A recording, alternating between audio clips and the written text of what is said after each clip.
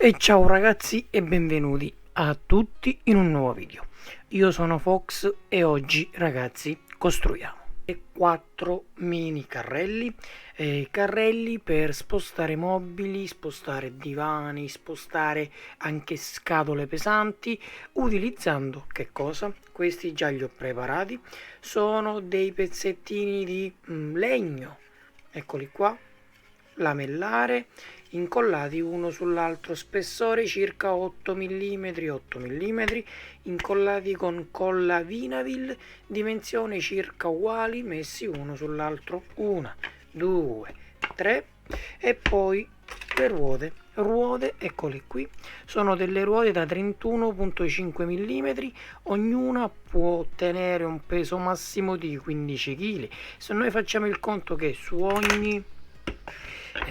ogni carrellino ne andiamo a mettere 4, vuol dire che 15 e 15 30 e 15 e 15 60, cioè ogni carrello avrà la portata massima di 60 kg, perciò ottimo se ne utilizzeranno 2, 3 o anche 4 alla volta, perciò come ben possiamo capire arriviamo anche a oltre 240 kg utilizzandole tutte e 4 per poter spostare carichi tanto pesanti. Le ruote ragazzi devono essere queste, con cuscinetti che ruotano, così da poter fare così questo gioco. Questo l'ho già assemblato, monta ruote simili, però come vedi colore bianco, come vedi il carrellino gira. Per andare avanti cosa dobbiamo fare? Innanzitutto andiamo ad eliminare tutte le targhettine.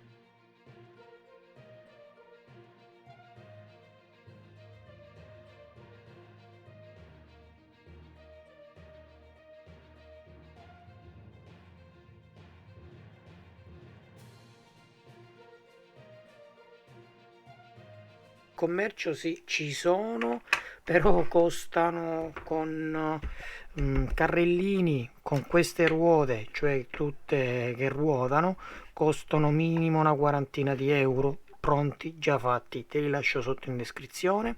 Esistono in commercio anche altri modelli che montano 4 ruotine, però che sono fisse, cioè tutte per esempio così, è che il carrello può andare solo avanti o indietro. Ti lascio anche sotto questo, e questo kit una ventina di euro lo porti a casa, però questo ovviamente è migliore perché ragazzi ruotano, le ruote sono le puoi andare a spostare come ti ho fatto vedere in tutte le direzioni.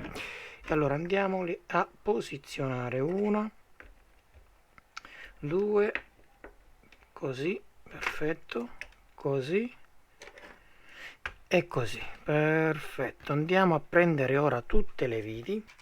Allora facciamo la lista di cosa servirà in questo progetto. Viti per legno, ruote, 12 ruote nel mio caso, però voi ne dovete fare 4, 13, 14, 15, 16 ruote, e poi delle basette in legno più o meno spesse. Io ne ho utilizzate, come vedi, 2 incollate per fare più spessore. Serviranno anche i giraviti, ovviamente a croce come le viti. Andiamo ragazzi a prendere la posizione delle viti, 1 e 1 2, 1 e 1 2. Ok, fatti fuori andiamo anche sulle altre e poi passiamo ad avvitare tutte le viti e tutte le ruote.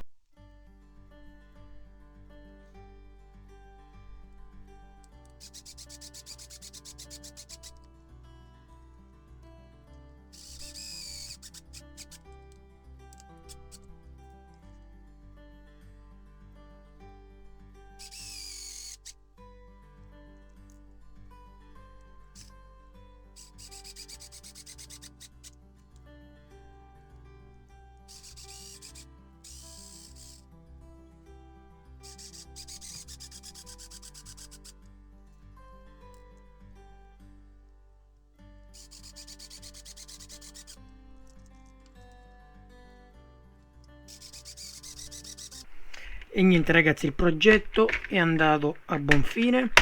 Se il video vi è piaciuto ragazzi, mi raccomando, iscrivetevi al canale, fatemi sapere cosa ne pensate e ciao e al prossimo video.